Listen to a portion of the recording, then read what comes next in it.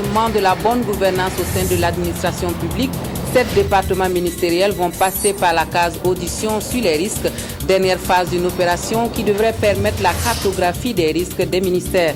Le Congrès pour la démocratie et le progrès déploie son dispositif à travers le pays. Nous aurons dans ce journal l'installation des bureaux provinciaux du Moun et du Yatenga. Et puis la Tunisie qui se dote d'une nouvelle constitution, un texte qualifié d'historique et qui devrait permettre une sortie de crise dans ce pays berceau du printemps arabe. Ce sont les titres qui seront développés pour vous dans cette édition de l'actualité. Bienvenue à tous et merci à vous de suivre le 20h de la télévision du Burkina. Ce sont donc au total 7 départements ministériels qui seront concernés par la dernière phase de l'opération audit basée sur les risques de l'autorité supérieure de contrôle d'État. La CE, à travers cette opération, veut renforcer la bonne gouvernance au sein de l'administration publique. L'ambition étant de mettre à la disposition du gouvernement burkinabé d'une cartographie des risques des ministères. Eleonore Yerbanga a suivi le lancement de cette dernière série d'audits basés sur les risques. Disposer d'une cartographie des risques pour servir de référentiel aux structures de contrôle, un objectif dont l'atteinte repose sur la dernière série des audits basés sur les risques de 7 ministères. Une opération qui devra permettre aux contrôleurs et aux responsables de structures d'identifier les forces et les faiblesses des ministères en vue de l'atteinte de leurs objectifs. Ces risques, une fois qu'on les aura inventoriés, on aura un document qui sera comme une carte où on verra que dans telle structure, il y a tel risque, il y a telle possibilité qui fait qu'on ne puisse pas atteindre tel résultat. Débutée en 2010, l'opération a déjà auditionné 20 ministères et cette dernière phase devra finaliser la cartographie des risques des ministères et déterminer du même coup l'essentiel des difficultés observées dans le fonctionnement de l'administration. Parfois, vous avez des textes qui ne cadrent plus avec l'organisation elle-même. Parfois, vous avez également des administrations où il n'y a pas les fonctionnaires qui n'ont pas parfois de responsable. Vous avez des directions, parfois le responsable n'est pas nommé, il n'y a pas de chef de service, ou parfois le rouage entre les différentes structures ne fonctionne pas correctement. Les ministères chargés des relations avec les institutions et les réformes politiques, des affaires étrangères et de la coopération régionale, de la promotion de la femme et du genre, des infrastructures, du désenclavement et des transports, de la recherche scientifique et de l'innovation, du développement de l'économie numérique et des postes et des droits humains et de la promotion civique recevront les contrôleurs d'État et les inspecteurs techniques le premier trimestre de cette année pour leurs auditions. L'actualité politique de ce journal nous conduit tout d'abord dans le Yatenga pour l'installation des structures du Congrès pour la démocratie et le progrès dans cette province.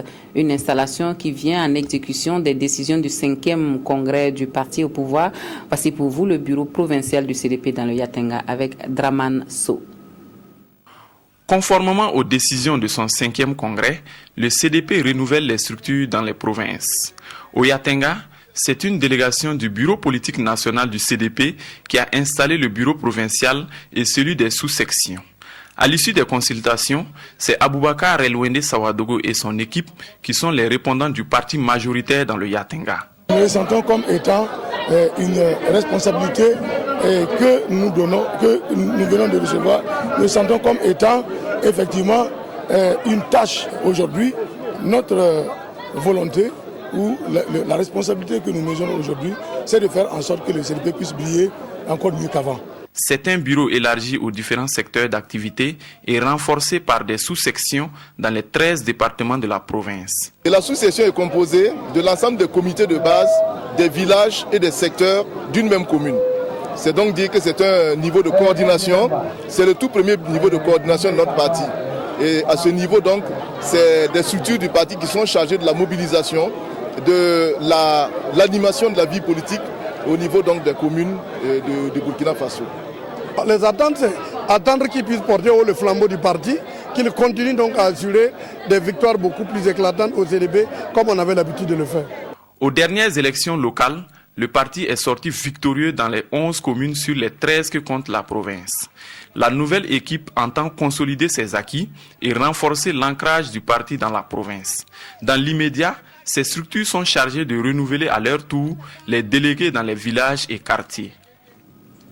Dans le Mouhoun, le bureau de la section provinciale du CDP est composé d'une vingtaine de membres. Les nouveaux membres ont reçu pour mission d'animer la vie du parti dans cette province. Les responsables du Congrès pour la démocratie et le progrès à Dédougou ont appelé les militants et sympathisants à une plus grande mobilisation. Karim Sissi. Ce sont ces personnes qui dirigent désormais le bureau de la section provinciale du Congrès pour la démocratie et le progrès CDP dans le Mouhoun. Au nombre de 20, ils seront appuyés par les membres des bureaux de la sous-section. Ces premiers responsables du CDP dans la province de Mouhoun ont été officiellement installés dans leurs fonctions respectives ce samedi 25 janvier 2014. Les personnes installées sont celles qui doivent conduire les activités du parti. Ensuite, il s'agira d'animer la vie du parti.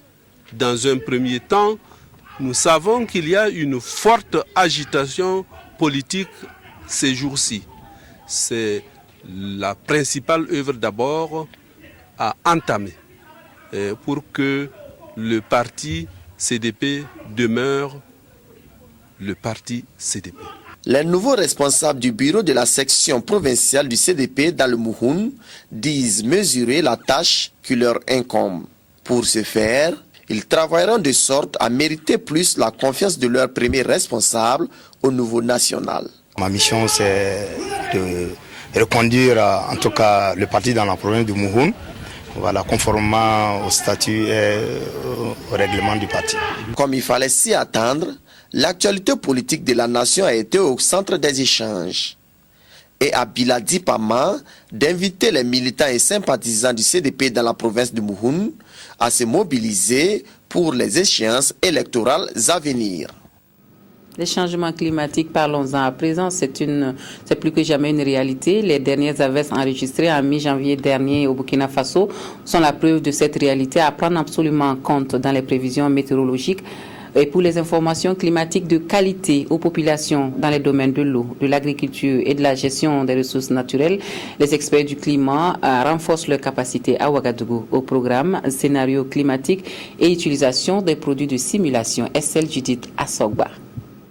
Fournir des informations météorologiques de qualité et à temps aux populations afin qu'elles puissent prendre des dispositions en cas de sinistre, c'est l'ambition de ces cadres du Centre régional Agrimet et de ceux des agences en charge de l'adaptation au changement climatique.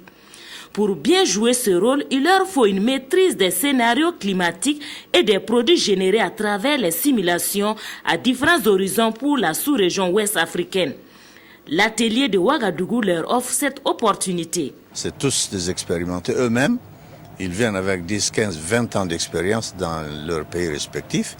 Et donc les outils de prédiction, les outils météorologiques qu'ils vont apprendre vont leur permettre de mieux, si vous voulez, prévenir, de faire une lecture beaucoup plus serrée, c'est-à-dire réduire plus ou moins la variance. Et en réduisant la variance, on peut peut-être dire à un producteur, écoutez, même si vous devez s'aimer à sec, il va y avoir de la pluie dans une semaine, au lieu que ce soit 3, 4, 5 semaines. Venus des pays de l'espace SILS et de la CEDEAO, ces acteurs ont 5 jours pour bénéficier de l'expertise de l'Institut danois de météorologie, l'un des partenaires scientifiques dans le cadre de la mise en œuvre du projet d'appui à l'adaptation au changement climatique. This week in particular, we are going to talk about... Spécifiquement pour cet atelier-là, notre appui va se focaliser sur les prévisions sur le long terme, c'est-à-dire les questions de changement climatique. Nous allons beaucoup parler au cours de cet atelier des questions de données, comment amener les gens à comprendre les données, les informations qui sont dans ces données-là pour pouvoir mieux les exploiter dans le cadre des actions d'adaptation au changement climatique. La production et la diffusion des données devraient permettre une meilleure prise en charge des effets liés au changement climatique dans la planification du développement. Et puis, ce pas important franchi dans la gestion du parc d'Arli à l'est et des autres réserves protégées du Burkina Faso, l'avant-projet de texte portant statut et création de ces aires protégées a fait l'objet d'une validation. Voici qui devrait combler un vide juridique et permettre d'avoir de grandes ambitions pour cet important patrimoine naturel national. Claudine Bikaba. Le parc d'Arli, situé dans la Tapua, Madjouari, une réserve protégée dans la province de la Kompianga, sont créés et gérés depuis 1978, mais jusque-là, il n'existe pas de texte réglementaire sur la gestion de ces parcs et des réserves protégées au Burkina Faso. Cet avant-projet de texte viendra combler sans doute un vide juridique qui constitue un handicap pour la reconnaissance de ce parc par l'UNESCO. L'objectif de l'atelier, c'est de permettre à ses participants de prendre connaissance de ces avant-projets de textes juridiques donc, qui vont nous permettre de clarifier et de donner un statut juridique au parc national d'Arli. Parce que comme vous le savez, c'est un parc national d'importance nationale, régionale et mondiale, puisqu'à terme, il doit être inscrit au niveau du patrimoine mondial de l'UNESCO. La biodiversité est menacée au Burkina Faso par l'exploitation agricole des aires protégées, mais aussi par les changements climatiques. Pour résoudre cette problématique, le ministère de l'Environnement et du Développement durable a effectué des sessions de formation dans les régions pour impliquer davantage les populations locales dans la préservation de la faune. On ne peut pas donc amener ces avant-projets de textes à l'Assemblée nationale sans ouvrir à notre sein un large débat. Le processus a été participatif à tous les niveaux. Ça veut dire les acteurs locaux, les autorités locales des différentes régions dans lesquelles se trouvent ces parcs ont été impliqués. Ces participants doivent apporter des amendements et des recommandations pour améliorer le document d'avant-projet de loi qui sera soumis à l'Assemblée nationale pour validation. Et le Japon qui accompagne les communes rurales au Burkina Faso dans leur développement avec l'appui de la Banque mondiale, le gouvernement japonais octroie du matériel et des équipements de bureaux pour 9 communes rurales dans les Cascades, le Sahel et le plateau central. Et cela dans le cadre de l'exécution du projet suivi évaluation participative de l'Institut supérieur des sciences de la population, c'est Sylvestre Da.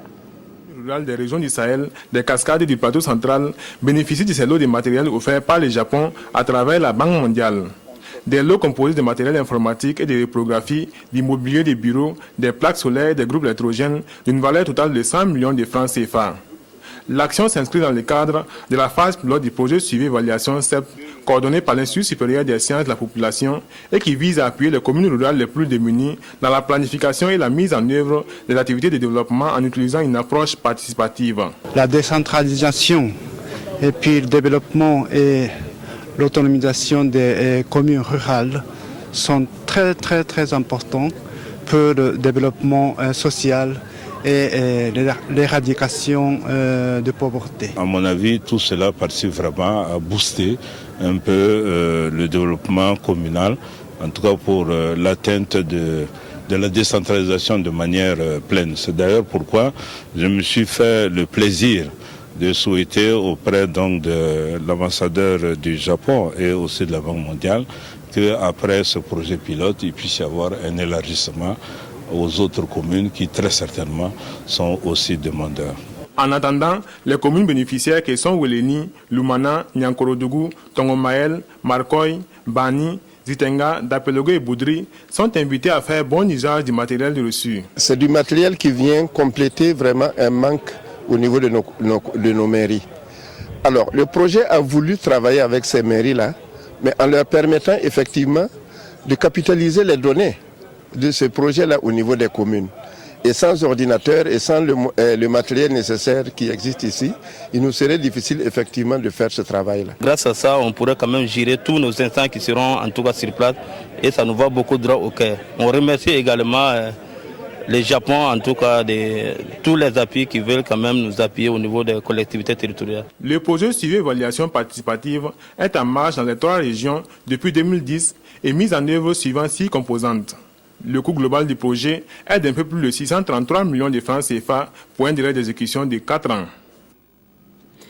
Après la Semaine nationale de la citoyenneté qui a mis la jeunesse au cœur de la sensibilisation sur les meilleures manières de revendiquer, le ministère des Droits humains et de la promotion civique poursuit la sensibilisation au sein des établissements secondaires et supérieurs.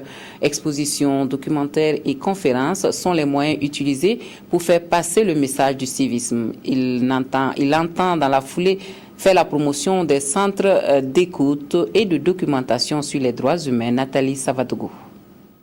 Cette conférence et exposition documentaire au profit des élèves et étudiants de l'ISIG vise à les sensibiliser sur les droits humains et le civisme d'une part, et d'autre part leur présenter le centre d'écoute et de documentation sur les droits humains. Il s'agira à travers cette activité d'échanger sur le civisme, la citoyenneté et la paix. Les centres ont été créés depuis un certain temps. Nous disposons de 7 centres à travers le Burkina Faso. Et il est important justement que les citoyens sachent que ce centre existe et que sa mission, c'est surtout d'être un outil à la portée justement du citoyen, afin justement que tous ceux qui estiment être lésés dans leurs droits, tout citoyen qui estime avoir eu un droit violé, peut justement saisir ce centre-là pour se faire écouter et orienter vers des structures plus compétentes à même d'apporter une réponse plus appropriée. Pour cette deuxième édition, 14 établissements secondaires et supérieurs de la ville de Ouagadougou et ses environnants sont concernés. Dans chaque établissement visité, l'assistance aura droit à une conférence sur le thème « Mieux connaître le ministère des Droits humains et de la promotion civique à travers son centre d'écoute et de documentation sur les droits humains pour une meilleure protection des droits humains » et une exposition de documentation sur les droits humains. L'exposition au niveau de l'ISIG se poursuit jusqu'au mardi 28 janvier 2014. Et le secteur des télécommunications qui connaît un boom en Afrique, des nouvelles compétences, on en a toujours besoin. L'édition 2014 des sessions de formation en master spécialisé en régulation de l'économie numérique et des télécommunications lancée ce matin devra dans 2 ans proposer des experts encore plus aguerris. La 8e promotion étant composée essentiellement de professionnels du domaine. Ernest Kambiri. Professionnels des télécommunications sur le continent, ils sont à Ouagadougou et constituent la 8e promotion des acteurs formés en régulation des télécommunications. À travers cette session de formation en master spécialisé en régulation de l'économie numérique et au badge en régulation des télécommunications, ce sont très prochainement de nouvelles compétences des acteurs de l'économie numérique formés au profit des opérateurs de télécommunications sur le continent. On forme des professionnels, donc on ne peut pas les retirer de façon permanente de leurs préoccupations professionnelles. Donc la formation est organisée en 7 sessions de 15 jours, espacées de 3 mois sur une période de 2 ans, de façon à faciliter la présence des professionnels de la régulation, tant chez les régulateurs que chez les opérateurs. L'édition 2014 ainsi lancée permettra de former des professionnels à même de résoudre les questions essentielles relatives aux communications numériques dans la majorité des pays qui participent à ces sessions. La technologie évolue très rapidement dans le secteur des télécommunications. C'est pour cette raison que les régulateurs également doivent se mettre au diapason pour une meilleure gestion du secteur des télécommunications qui est en train d'évoluer vers le tout numérique. Donc c'est pour cela que ces formations s'imposent et deviennent pratiquement quelque chose de normal pour permettre une meilleure gestion du secteur. Pour 2014, 35 professionnels sont inscrits et la promotion est numériquement importante et sa réussite, selon le président de l'autorité de régulation des télécommunications et des postes, offrira des cadres d'acquisition de compétences bien crédibles. Les populations de Pelé ont désormais accès à l'eau potable et cela grâce à l'association des ressortissants du centre-ouest. Le forage offert au village par l'association a été accueilli comme du pain béni. Bouma Ernest Nebier. Nous sommes à Pelé, un village de la commune rurale de Koubri. Situé à 25 km de Koubri, ce village compte environ 12 000 habitants qui ont pour activité principale l'agriculture et l'élevage. Dans cette localité, l'eau potable était inexistante. Avec l'inauguration de ce forage ce 25 janvier 2014, c'est un ouf de soulagement pour les populations qui souffraient énormément du manque d'eau potable. Avant le forage, nous souffrions beaucoup et nous buvions l'eau du barrage. Ce forage va beaucoup nous soulager. Nous remercions les donateurs et vous aussi. Aux alentours, on n'avait pas accès à l'eau potable. C'était au niveau du barrage que les gens se servaient. Mais malheureusement, le barrage est en répétition avec vraiment la réalisation de ce forage. Nous pouvons dire que nous avons une épine en moins. C'est un geste de l'association des ressortissants de la région du centre-ouest, ARCO. Un don que le président de l'association ne trouve pas ici nécessaire de dévoiler son coût. Il y a un ressortissant de ce village-là qui est ami à nous, à l'association, qui nous a aidés dans le cadre du lancement de l'association, qui participe toujours aux activités de notre association, effectivement qui a manifesté l'intention d'avoir un forage au niveau du pays. Nous avons fait une assemblée générale, nous avons traduit l'idée dans l'assemblée générale et comme j'ai dit, les gens se sont mobilisés, ils ont cotisé et c'est ce qui nous a permis de réaliser un forage ici. Ce geste ne sera pas le dernier. ARCO compte désormais participer au développement de ce village. Et la prochaine aide annoncée ira à l'endroit des femmes à qui l'association compte octroyer des microcrédits. Des sommes qui leur permettront de mener des activités génératrices de revenus. Hier dimanche, c'était le pèlerinage diocésain à Manga. Les fidèles catholiques du diocèse ont rallié Tempelay à une dizaine de kilomètres de la cité de l'Épervier pour ce moment de recueillement et de prière. Occasion pour les fidèles de s'engager pour la construction de leur lieu de pèlerinage. Wenyam Achille Kabori. Sanctuaire marial Notre-Dame de Tempelga. C'est ici que les fidèles chrétiens du diocèse de Manga ont un rendez-vous annuel avec Dieu par l'intercession de la Vierge Marie.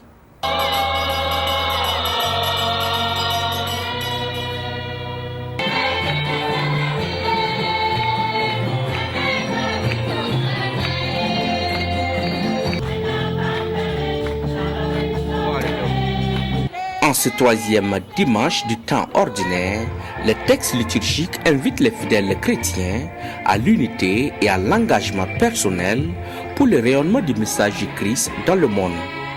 Et à cette occasion, l'évêque de Manga a émis un vœu. J'ai voulu qu'aujourd'hui, tous les diocèses de Manga se sentent partie prenante de sa propre construction. Donc chaque chrétien sache qu'à partir du baptême, il est investi du pouvoir par le Christ d'annoncer la bonne nouvelle à ses frères.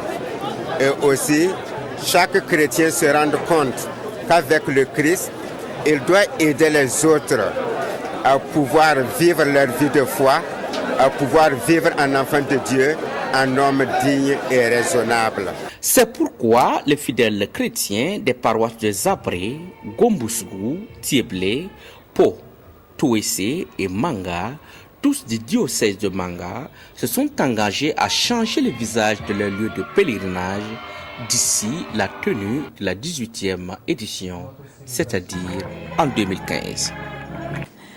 Voilà pour ce journal. Merci à vous de nous avoir suivis. Très bonne soirée à tous et à toutes. À demain.